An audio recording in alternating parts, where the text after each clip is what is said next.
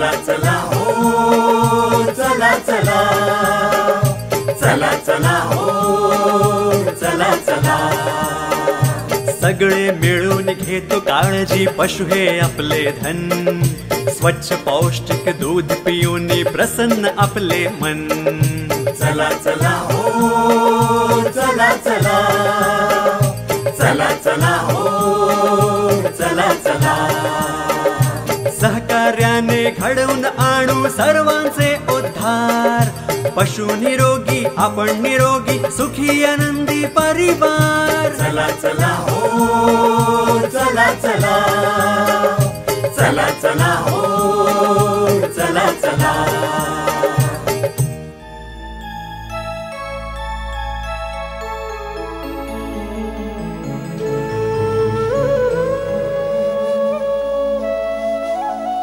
नमस्कार श्रोतेहो, चांगले दुग्ध उत्पादन आणि याबरोबरच चांगले पशुप्रजनन या दोन गोष्टी पशुपालन व्यवसाय फायदेशीर होण्यासाठी महत्त्वाच्या आहेत. भरपूर दुग्ध उत्पादन मिळवण्यासाठी पशु हा वेळेवर गाभण राहणे गरजेचे आहे.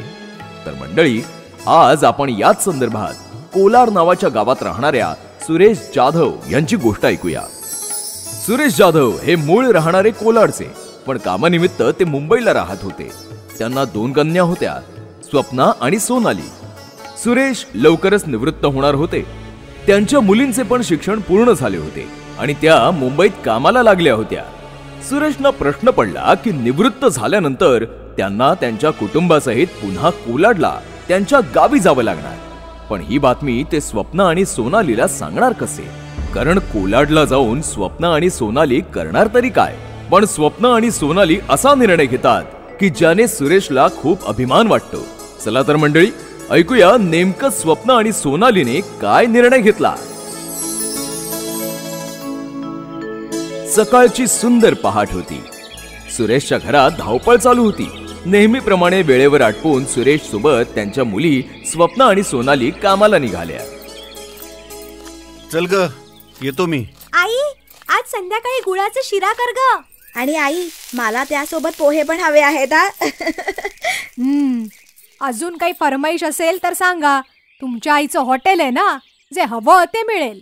चल ग, येतो. बाय आई. सगळे आपल्या कामाला निघतात. सुरेश वेळेवर ऑफिसला पोहोचतात आणि त्यांचं काम सुरू करतात. थोड्या वेळाने त्यांना मोठ्या साहेबांच्या खोलीत त्यांना येण्याचा निरोप येतो. सुरेश निरोप मिळताच लगेच जातात. साहेब, आत येऊ का? या सुरेश, बसा. तुम्ही एक अतिशय प्रामाणिक, मेहनती आणि हुशार कर्मचारी आहात. आणि इतक्या वर्षांमध्ये कधीच कोणाकडून तुमची एकही तक्रार पण आली नाही. धन्यवाद साहेब. जसं तुम्हाला माहीतच आहे की आता तुमच्या निवृत्तीसाठी फक्त 6 महिने शिल्लक आहेत. निवृत्तीनंतर तुम्हाला कार्यालयाची क्वार्टर सोडावी लागेल. मला सांगा, पुढे काय करणार आहात? नाही म्हणजे काही विचार तुम्ही केलायत का? हो साहेब, मी माझ्या गावी कोलाडला जाणार. तिथे माझं मोठं घर आहे. काही काळजी नाही. नाही, ते सगळं ठीक आहे, पण मुलींचं काय? त्या तर मुंबईत मोठ्या झाल्या आहेत. त्या गावी जाऊन काय करणार? मला पण नेमका हाच प्रश्न पडलाय साहेब. मुलींना कसं काय सांगू? आणि त्या तिथे जाऊन नेमकं करणार तरी काय? सुरेश, तुम्ही त्यांच्याशी बोलून घ्या. त्या तशा समंजस आहेत. काहीतरी मार्ग नक्की निघेल. नका काळजी करू. सुरेश त्या दिवसाचं काम पूर्ण करतात आणि घरी जातात.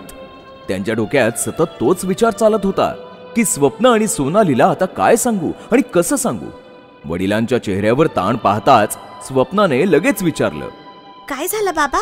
तुम्ही बरे आहात ना? हो ग स्वप्ना, तसं काही नाही. बाबा, तुम्हाला कधीच खोटं बोलता येत नाही. बोला ना, काय झालं? अगं, आज मोठ्या साहेबांनी बोलावलं होतं. बोलत होते की माझ्या निवृत्तीसाठी आता फक्त 6 महिने शिल्लक आहेत. मी ना तुमच्या आईसोबत आपल्या गावी कोलाडला जाईन. पण तुम्हा दोघींना मी जबरदस्ती गावी नाही नेणार. तुम्ही दोघी इथे मोठ्या झाल्या आहात. नोकरी पण चांगली आहे. तुम्ही मुंबईतच थांबा. बाबा, तर ह्याचा विचार तुम्ही करत होतात? आपण बघू ना काय करायचंय ते. अजून 6 महिने आहेत बाबा. तोपर्यंत ना तुम्ही तुमच्या कार्यालयीन जीवनाचा आनंद घ्या. स्वप्न आणि सोनाली यावर खूप विचार करतात. आई वडिलांना सोडून मुंबईला राहणं त्यांना योग्य वाटत नव्हतं आणि त्यांना ते जमलं पण नसतं. पण त्यांचं आई वडिलांवर खूप प्रेम होतं. खूप विचार करून त्यांनी निश्चय केला की कोलाडला जाऊन आपण दुग्ध व्यवसाय सुरू करूया. त्या सगळी चौकशी करतात आणि तेव्हा त्यांना कोणीतरी LRPना जाऊन भेटण्यास सांगतात. त्या LRPची वेळ घेतात आणि मुंबईवरून कोलाडला भेटायला जातात. काही तासांनी त्या कोलाडला पोहोचतात आणि थेट LRPला भेटण्यासाठी जातात. LRP साहेब, आम्ही आत येऊ का? या या, मी तुमचीच वाट पाहत होतो. अचानक मुंबईवरून कसं काही येणं झालं? सोनाली LRPना सगळं काही सविस्तर सांगते आणि त्या दोघींनी घेतलेला निर्णय पण सांगते. त्यावर LRP खूप खुश होतात आणि बोलतात, तुम्ही दोघींनी दुग्ध व्यवसायात उतरण्याचा खूप चांगला निर्णय घेतलाय. हल्ली या क्षेत्रात मुलींनी खूप प्रगती केली आहे. मग LRP साहेब, तुम्ही आम्हाला मार्गदर्शन करणार ना? अहो अर्थातच, मला खूपच आनंद होईल.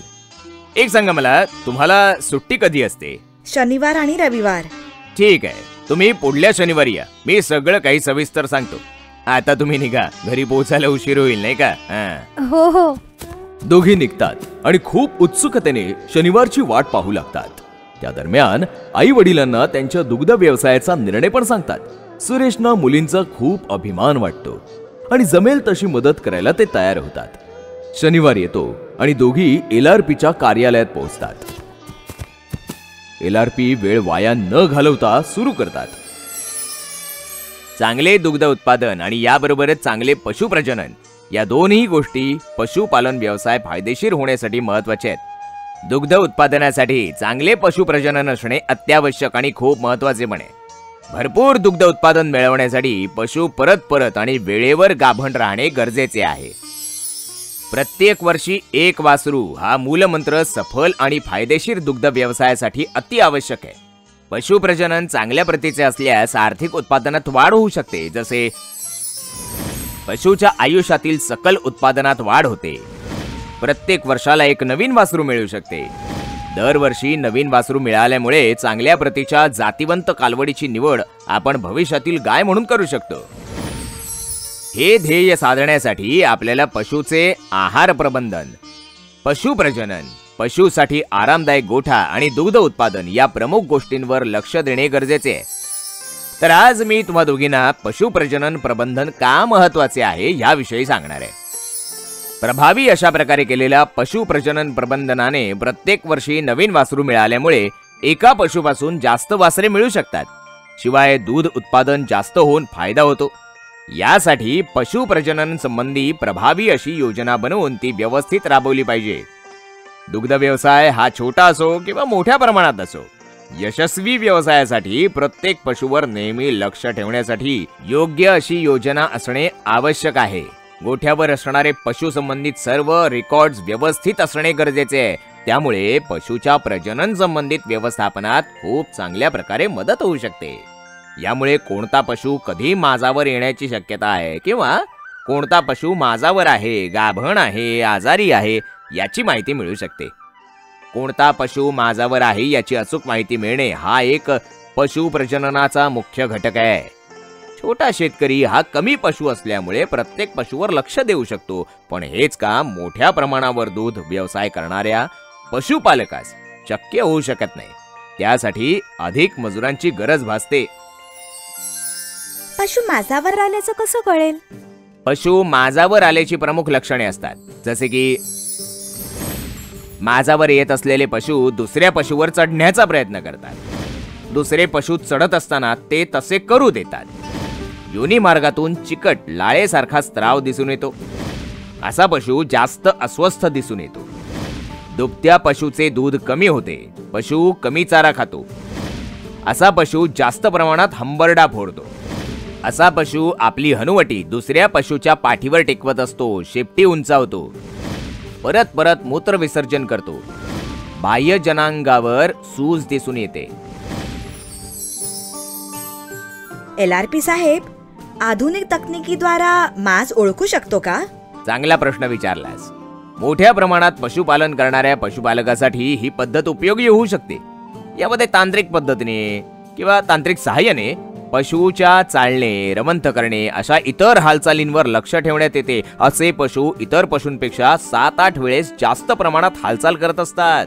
अशा हालचालींवर ऍक्टिव्हिटी मीटर किंवा सेन्सरच्या मदतीने निगराणी करता येते. हे मीटर किंवा सेन्सर पशुच्या पायावर किंवा मानेवर लावण्यात येते. अशा पशुच्या एकंदरीत हालचालीवरून आणि दूध उत्पादनाच्या आधारे पशुचा माज अचूकपणे ओळखता येतो.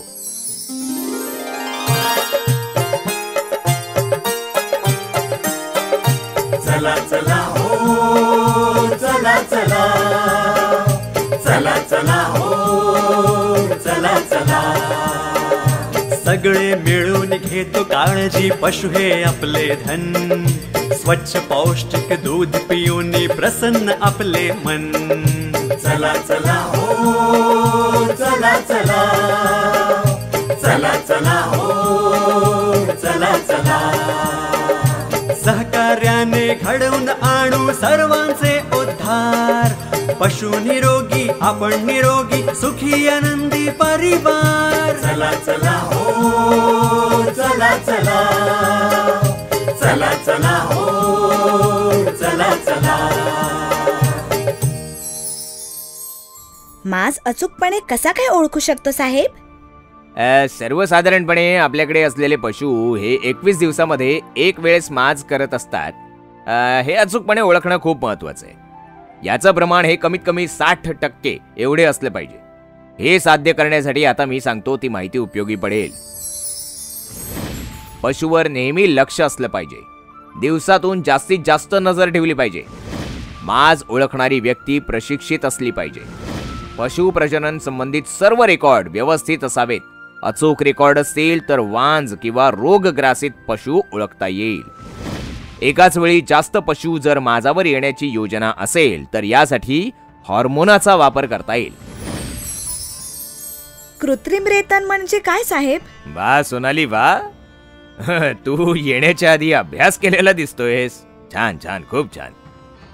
पशूंच्या प्रजनन स्तरामध्ये जर सुधार झाला तर त्याचा आर्थिक लाभ दुग्ध व्यवसायावर दिसून येतो. यात सुधार करण्यासाठी बऱ्याच तकनिकी पद्धती आहेत आणि त्यातील एक महत्वाची आणि सहज उपलब्ध असणारी पद्धत म्हणजे कृत्रिम रेतन ही आहे. कृत्रिम रेतनाची सफलता ही या बाबींवर अवलंबून असते. वीर्य मात्रेची गुणवत्ता. कृत्रिम रेतन कार्यकर्ता हा कार्यकुशल आणि प्रशिक्षित असला पाहिजे. कृत्रिम रेतनाची अचूक वेळ आणि माज अचूकपणे ओळखणे गरजेचे आहे. पशु स्वस्थ असला पाहिजे. 1. आता मी वीर्य मात्रेच्या गुणवत्तेबद्दल सांगतो. पशुपालन व डेअरी विभाग भारत सरकारद्वारा गठीत केंद्रीय नियंत्रक समिती CMU दर 2 वर्षाला भारतातील सर्व वळू संगोपन केंद्रांचे मूल्यांकन करते. या मूल्यांकनाच्या आधारे त्यांना A ग्रेड आणि B ग्रेड वर्गात विभागणी केली जाते. असे कृत्रिम रेतन कार्यकर्ता जो अ आणि ब वर्गातील वळू केंद्रांच्या वीर्यांचा वापर करतात आणि जे राज्य सरकारद्वारा ठरवलेल्या पशु प्रजनन नीतीचे पालन करतात अशा कार्यकर्त्याकडूनच कृत्रिम रेतन करून घेतले पाहिजे. सध्या देशामध्ये पशूंची अनुवांशिक गुणवत्ता सुधारण्यासाठी अनेक शास्त्रोक्त उपक्रम चालू आहेत. अशा उपक्रमातून उत्पन्न झालेले वळू हे जुन्या वळूपेक्षा अधिक उच्च अनुवांशिक गुणवत्तेचे असतात. यासाठी शेतकऱ्यांनी कृत्रिम रेतन कार्यकर्त्याला त्याच्याकडे वळू संबंधी माहिती जसे की वळूची अनुवांशिक क्षमता, त्याची पेडिग्री, छायाचित्र याची विचारणा केली पाहिजे. अशी माहिती घेऊन योग्य त्या वळूची निवड केली पाहिजे. 2. आता मी कृत्रिम रेतन कार्यकर्त्यांची कार्यकुशलतेबद्दल सांगतो. कृत्रिम रेतन करण्यासाठी अशा कार्यकर्त्यांची निवड केली पाहिजे ज्यांनी सरकारद्वारा मान्यताप्राप्त अशा चांगल्या प्रशिक्षण केंद्रातून प्रशिक्षण घेतलंय. ज्यांच्या गर्भधारणेची टक्केवारी चांगली आहे. त्यांनी भारत सरकारद्वारा निर्धारित मानक कृत्रिम रेतन पद्धतीचं पालन केलं पाहिजे. सोबत हेही सुनिश्चित केलं पाहिजे की कृत्रिम रेतनासाठी लागणारी वीर्य मात्रा ही निर्धारित तरल नत्रजन कंटेनरमध्येच आणलेली असावी. कृत्रिम रेतनाची अचूक वेळ कोणती आहे त्याबद्दल थोडं सांगा ना. हो, सांगतो. 3. योग्य वेळी कृत्रिम रेतन केल्यास पशु गाभण राहण्याचे प्रमाण वाढते. पशुच्या गर्भाशयात शुक्राणू जवळपास 24 तासांपर्यंत जिवंत राहू शकतात. त्याप्रमाणेच मादा पशूचे अंडाणू अंडाशयातून बाहेर पडल्यानंतर 4 ते 6 तास जिवंत राहू शकतात. त्यामुळे गर्भधारणेसाठी ज्यावेळी अंडाणू अंडाशयातून बाहेर पडते त्यावेळी तिथे शुक्राणू असणे आवश्यक आहे. पशु माजावर आल्याच्या सुमारे 30 तासांमध्ये अंडाणू बाहेर पडते. माजाच्या सुरुवातीस पशु दुसऱ्या पशुवर चढण्याचा प्रयत्न करतो. 8 ते 12 तासानंतर पशु दुसरे पशु चढत असताना शांत उभा राहतो. यालाच स्टँडिंग हीट असे म्हणतात. आणि हीच वेळ कृत्रिम रेतन करण्यासाठी योग्य असते. माजाच्या सुरुवातीस पशुच्या योनी मार्गातून पातळ लाळेसारखा द्रव स्त्राव होतो. हा स्त्राव स्टँडिंग हीटच्या वेळी थोडासा जाडसर आणि तारेसारखा झालेला असतो. यासाठी सकाळी माजावर आलेल्या पशुचे कृत्रिम रेतन संध्याकाळी आणि संध्याकाळी माजावर आलेल्या पशुचे कृत्रिम रेतन दुसऱ्या दिवशी सकाळी या नियमानुसार केले जाते. लक्षात ठेवा, कृत्रिम रेतन हे पशुच्या स्वास्थ्यावर अवलंबून असते. कोणत्याही पशुला गर्भधारणा करण्यासाठी सर्वसाधारण नियम असा आहे की पशुचे वजन कमीत कमी 250 किलोग्रॅम असले पाहिजे. यासोबतच पशुला कुठल्याही प्रकारचा गर्भाशयाशी संबंधित रोग नसावा. आता मी डेअरी पशूंच्या प्रजनन क्षमतेचे मूल्यांकन कसे करता येईल याबद्दल सांगतो. सूचकांकाच्या किंवा इंडेक्सच्या आधारे आपणास पशु प्रजननांशी संबंधित कमतरता लक्षात येईल आणि यामुळे पशु प्रजननांशी संबंधित कारणही समजून घेता येईल. यातील काही सूचकांक असे आहेत की यामुळे पशु प्रजननांशी निगडित कमतरता वेळीच लक्षात येईल आणि ती वेळीच दूरही करता येईल. पहिल्या वेताच्या वेळी कालवडीचे पहिल्या वेळेस विण्याच्या वेळी जे वय असते यालाच AFC असे म्हणतात. हे विदेशी, संकर, देशी गाई आणि म्हशीमध्ये वेगवेगळे असते. हे वय जितक्या लवकर पशुचे वजन 250 किलोग्रॅम इतके होईल त्या प्रमाणात कमी होऊ शकते. सर्वसाधारण मानक प्रमाणे हे वय गायींमध्ये 30 महिने आणि म्हशींमध्ये 36 महिने इतके असले पाहिजे. हे उद्दिष्ट साध्य केले तर दुग्ध व्यवसाय फायदेशीर ठरू शकतो. व्यायल्यापासून ते पहिल्या कृत्रिम रेतनाचा कालावधी हा मुख्यतः फार्मची व्यवस्थापन प्रबंधन आणि पशुचा माज ओळखण्याची दक्षता, पशु माजावर येण्याचे प्रमाण यावर अवलंबून असते. व्यायल्यानंतर लगेचच पशुला कृत्रिम रेतन करू नये, कारण या कालावधीमध्ये पशु आपल्या शरीराची आणि गर्भाशयाची ठेवण पूर्ववत करत असतो आणि शिवाय यावेळी पशु गाभण होण्याची शक्यता पण कमी असते. पशु परत गाभण होण्यासाठी आणि ती टिकवण्यासाठी त्याची शरीराची अवस्था चांगली असली पाहिजे. जर आपल्याला एका वर्षाला 1 वासरू पाहिजे असेल तर पशु साधारणतः 90 दिवसांमध्ये गाभण झाला पाहिजे. म्हणजेच आपण पशुच्या विण्याच्या 50 ते 75 दिवसांच्या कालावधीत कृत्रिम रेतन केले पाहिजे. या कालावधीपेक्षा जास्त काळ जर हा कालावधी असेल तर अशा फार्ममध्ये माज ओळखण्याच्या व्यवस्थेमध्ये त्रुटी असू शकते किंवा वांझपणाची कारणे असू शकतात. पशु जर विण्याच्या 60 दिवसांपर्यंत जर माजावर येत नसेल तर पशु वैद्यकाचा सल्ला घ्यावा. आता पशु खाली असण्याचा कालावधी म्हणजेच डेज ओपन याबद्दल बोलूया. पशु विण्यापासून ते गाभण होण्यापर्यंतचा हा कालावधी असतो. याला आपण डेज ओपन असं म्हणतो आणि हा कालावधी आपणास मागील 12 महिन्यांमध्ये पशु प्रजननांशी निगडीत घेतलेली दक्षता दर्शवतो. हा कालावधी साधारणतः 85 ते 115 दिवसांपर्यंत असला पाहिजे.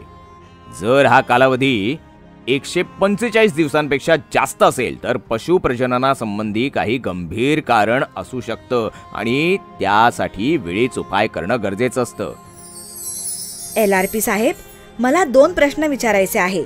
पहिला की 2 वेतांमधील अंतर म्हणजे इंटरकॅल्विंग पिरियड किती असावा, आणि दुसरा की पशु गाभण होण्यास लागणारी कृत्रिम रेतन संख्या म्हणजे काय? वा वा वा वा वा, छान अभ्यास केलाय तुम्ही दोघींनी. मी तुझ्या पहिल्या प्रश्नाचं उत्तर देतो.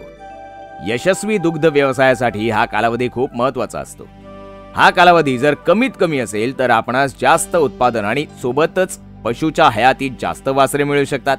एका वर्षाला 1 वासरू या मानकाप्रमाणे हा कालावधी जवळपास 12 महिन्यांचा असला पाहिजे. आता आपण पशु गाभण होण्यास लागणारी कृत्रिम रेतन संख्या म्हणजेच सर्व्हिस पर कन्सेप्शन बद्दल बोलूया. ही संख्या आपणास गाभीण पशुची गर्भधारण क्षमता दर्शवते. जे पशु गाभण राहत नाहीत किंवा विकले गेले असतील त्यांचा यामध्ये समावेश होत नाही. पशु गाभण होण्यास शक्यतो 2.5 किंवा त्यापेक्षा कमी कृत्रिम रेतन लागलं पाहिजे. तुम्ही दोघी पशु माझावर येण्याचे आणि गाभण राहण्याचे प्रमाणाबद्दलही जाणून घ्या. पशु माझावर येण्याचे प्रमाण म्हणजेच सबमिशन रेट किती असावे हे आता सांगतो. हे प्रमाण म्हणजे ठराविक कालावधीमध्ये एकूण प्रजनन योग्य पशुमधून किती पशुचं कृत्रिम रेतन होतं याची टक्केवारी. या प्रमाणामुळे आपणास अचूक माज ओळखण्याचे प्रमाण व प्रजनन संस्थेशी निगडित रोग याचे प्रमाण लक्षात येते. आणि गाभण राहण्याचे प्रमाण म्हणजेच कन्सेप्शन रेट असतो. कृत्रिम रेतन केल्यानंतर पशु गाभण होण्याचे प्रमाण म्हणजेच कन्सेप्शन रेट हे सर्व पशु वेगवेगळ्या ऋतुचक्रामधील असू शकतात. हे प्रमाण अचूक माज ओळखणे, वीर्याची प्रत, कृत्रिम रेतनाची पद्धत हे दर्शवते. हे प्रमाण 35% दरम्यान असलं पाहिजे. LRP साहेब, प्रेग्नन्सी रेट बद्दल पण माहिती द्या. देतो. एकूण गाभण राहिलेल्या योग्य पशुमधून जे पशु 21 दिवसाच्या कालावधीमध्ये गाभण होतात यालाच प्रेग्नन्सी रेट असे म्हणतात. हे प्रमाण जवळपास 20% इतकं असलं पाहिजे. गर्भपरीक्षण आणि त्याचे परीक्षणाचे महत्व काय आहेत LRP साहेब? 1. 45 ते 60 दिवसांपर्यंत गर्भपरीक्षण केलेले फायदेशीर असते. 2. यामुळे गाभीण पशुची योग्य काळजी घेता येते. 3. जे पशु गाभण नाहीत त्यांना परत वेळीच कृत्रिम रेतन संभव होऊ शकते. 4. अल्ट्रासोनोग्राफीद्वारे जवळपास 30 ते 35 दिवसांदरम्यान गर्भपरीक्षण करणं संभव होतं. पशुप्रजनन क्षेत्रातील नवीन तंत्रज्ञान काय आहे? वीर्य विलगीकरण तंत्रज्ञान म्हणजेच सीमेन सेक्सिंग टेक्नॉलॉजी बद्दल ऐकूया. वीर्यामधील X आणि Y या गुणसूत्राचे शुक्राणूचे विलगीकरण करण्याचे तंत्रज्ञान आपल्या देशात सध्या उपलब्ध झालंय. यामध्ये वीर्यातील X आणि Y गुणसूत्र असलेले शुक्राणू वेगळे केले जातात व ज्या गुणसूत्राचे शुक्राणू आपल्याला पाहिजे त्याची वीर्य मात्रा तयार करता येते. ही पद्धत मुख्यतः मादा वासराचे उत्पादन करण्यासाठी वापरण्यात येते. X गुणसूत्र असलेल्या वीर्यापासून आपल्याला 90% जास्त प्रमाणात मादा वासरे उत्पन्न करता येतात. भ्रूण प्रत्यारोपण म्हणजेच multiple ovulation and embryo transfer MOET याची माहिती देतो आता. या तंत्रामध्ये पशुला संप्रेरकाच्या सहाय्याने सुपर ओव्ह्युलेट केली जाते. याचा पूर्ण कोर्स 5 आठवड्याचा असतो. यामुळे पशुमध्ये अनेक अंडाणू तयार होतात आणि अशा पशुमध्ये कृत्रिम रेतन केल्यानंतर 7 दिवसात बरेच भ्रूण तयार होतात. असे हे तयार झालेले भ्रूण गर्भाशयातून फ्लशिंगच्या मदतीने बाहेर काढले जातात व त्याचे वर्गीकरण केले जाते. साधारणतः एका फ्लशमध्ये 5 भ्रूण मिळतात. यामधील चांगले असे भ्रूण सरोगेट गायीमध्ये प्रत्यारोपित म्हणजे ट्रान्सफर केले जातात. उर्वरित भ्रूण भविष्यातील वापरासाठी फ्रीज करून ठेवले जातात. आता आपण ओवम पिकअप आणि इनविट्रो एम्ब्रायो प्रोडक्शन म्हणजेच OPU IVEP बद्दलची माहिती जाणून घेऊया. ही एक सध्या बऱ्याच प्रमाणात वापरण्यात येणारी नवीन टेक्नॉलॉजी आहे. यामध्ये गायीच्या अंडाशयातून सोनोग्राफी आणि इतर उपकरणाच्या सहाय्याने अंडाणू शोषून बाहेर काढले जातात. एका वेळेस 10 ते 20 पासून 100 अंडाणू काढले जाऊ शकतात. हे अंडाणू गायीच्या गर्भाशयाच्या बाहेर कृत्रिमरित्या वाढवले जातात. नंतर त्यांना वीर्यासोबत गर्भधारणेसाठी ठेवले जाते. गर्भ तयार झाल्यानंतर गर्भाला 7 दिवसांपर्यंत कृत्रिम पद्धतीने प्रयोगशाळेत वाढवलं जातं. असे हे तयार भ्रूण किंवा गर्भ 7व्या दिवशी रेसिपियंट गायीमध्ये प्रत्यारोपित केले जातात किंवा फ्रीज करून ठेवले जातात. या तंत्रज्ञानाच्या मदतीने आपण एका गायीपासून एका वर्षामध्ये जवळपास 25 ते 20 वासरे घेऊ शकतो. याच्या सहाय्याने आपण उच्च कोटीच्या पशुच्या अनुवांशिक क्षमतेचा मोठ्या प्रमाणात प्रसार करू शकतो. किती महत्वाची माहिती दिली LRP. आम्ही याचा अजून अभ्यास करू आणि कोल्हाडला राहायला आल्यावर आम्ही आमचा दुग्ध व्यवसाय सुरू करू. तुमचे खूप खूप आभार LRP. कधीही काहीही विचारायचं असेल तर संकोच करू नका. मी सगळ्यांच्या मदतीसाठी इथेच आहे. हो, धन्यवाद. स्वप्न आणि सोनाली LRPंना धन्यवाद देतात आणि मुंबईला जातात. 6 महिन्यात त्या दुग्ध व्यवसायाचा सखोल अभ्यास करतात आणि 6 महिन्यांनी सुरेश निवृत्तीनंतर सगळे कोलाडला त्यांच्या घरी राहायला येतात. LRPच्या म्हणण्यानुसार मुली हळूहळू छोट्या प्रमाणात दुग्ध व्यवसाय सुरू करतात आणि काही वर्षांनी त्या खूप मोठ्या दुग्ध व्यावसायिका बनतात. कोलाड गावात त्यांचं खूप नाव होतं. मुंबईच्या मुलांशी त्या लग्न करतात, पण लग्नानंतर देखील त्या आपल्या नवऱ्यांसोबत कोलाडमध्येच स्थायिक होऊन दुग्ध व्यवसाय सुरू ठेवतात. सुरेश आणि त्याची बायको अशा मुली जन्माला आल्याने देवाचे आभार मानतात. तर श्रोते हो, पुढल्या भागात आपण जालना नावाच्या गावामध्ये राहणाऱ्या समाधान नावाच्या शेतकऱ्याची गोष्ट ऐकूया. जालना गावातील सगळेच पाण्याच्या कमतरतेमुळे कंटाळले होते, म्हणून शेती व्यवस्थित होत नव्हती, नाही दुग्ध व्यवसाय. एक दिवस समाधान त्याच्या मावस भाऊ दीपकच्या मुलाच्या लग्नासाठी दीपकच्या गावी गेला. दीपकच्या गावची परिस्थिती पण जालना गावासारखीच होती. पण यावेळी दीपकचं गाव बघून समाधान आश्चर्यचकित झाला. दीपकच्या गावात प्रत्येक गोठ्यात त्याने भरपूर हिरवा चारा बघितला. समाधानला प्रश्न पडला की दीपकच्या गावात अजूनही पाण्याची कमतरता होती, तरीही सगळ्यांकडे इतका हिरवा चारा कुठून आला? चला तर मंडळी, पुढल्या भागात ऐकूया की गावात हिरवा चारा नेमका आला तरी कुठून.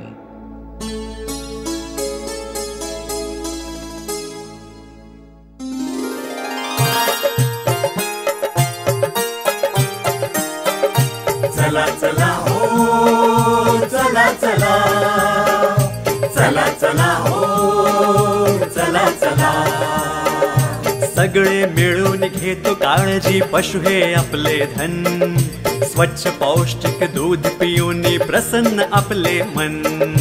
चला चला हो चला चला, चला चला हो चला चला.